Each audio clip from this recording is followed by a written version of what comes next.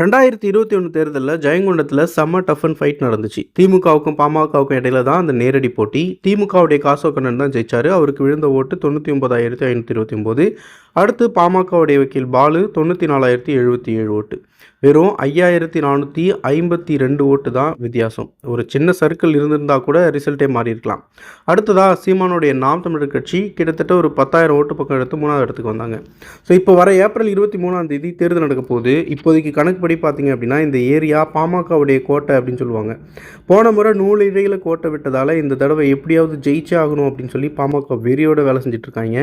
புதுசாக வந்திருக்கிற விஜயோடைய தமிழக வெற்றி கழகம் அங்கே இருக்கிற இளவட்டங்கள் மத்தியில் ஒரு பெரிய எதிர்பார்ப்பையும் உண்டாக்கியிருக்கு.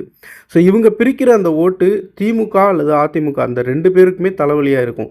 வழக்கம் போல் சீமான் கட்சியும் அவங்களுடைய ஓட்டு சதவீதத்தை ஏற்ற பார்க்குறாங்க. கருத்து கணிப்பில் மக்கள் சொன்ன முக்கியமான விஷயம் அப்படின்னு பார்த்தீங்கன்னா, ஊர் ஃபுல்லாக முந்திரி மரம் இருக்குது, ஆனால் எங்களுக்குன்னு ஒரு அரசாங்க முந்திரி தொழிற்சாலை இங்கே இல்லை அப்படின்றது விவசாயிகளுடைய பெரிய வருத்தம். அதே மாதிரி நிலக்கரி எடுக்கிறதுக்காக நிலத்தை கொடுத்த விவசாயிகளுக்கு சரியான இழப்பீடும் வேலையும் கிடைக்கல அப்படின்ற கோபமும் இப்போ வரைக்கும் இருக்குது. ஸோ ஷார்ட்டாக சொல்லணும் அப்படின்னா 2021 தேர்தலில் திமுக முந்திரிச்சு, ஆனால் 2026 இப்போதைக்கு நடக்கிற இந்த தேர்தலில் வந்து இழுபறி தான். திமுகவை விட பாமக இங்கே ரொம்பவே டஃப் கொடுக்குது. ஸோ விஜயோடைய தாவேக்கா எத்தனை ஓட்டை எந்த கட்சியிலேருந்து பிரிக்குது அப்படின்றத பொறுத்து தான் வெற்றி வாய்ப்பு அப்படின்றது மாறும்.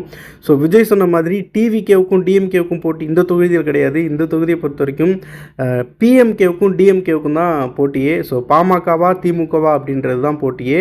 இடையில விஜய் செய்கிற அந்த வேலை தான் இந்த 2 பேருக்குள்ளே இருக்கிற அந்த மாற்றத்தை வெற்றியே கொடுக்கும். ஸோ என்னை பொறுத்த வரைக்கும் இந்த தொகுதியில் இந்த முறை வழக்கம் போல் திமுக ஜெயிப்பதற்கான வாய்ப்புகளே அதிகம் இருக்கிறது.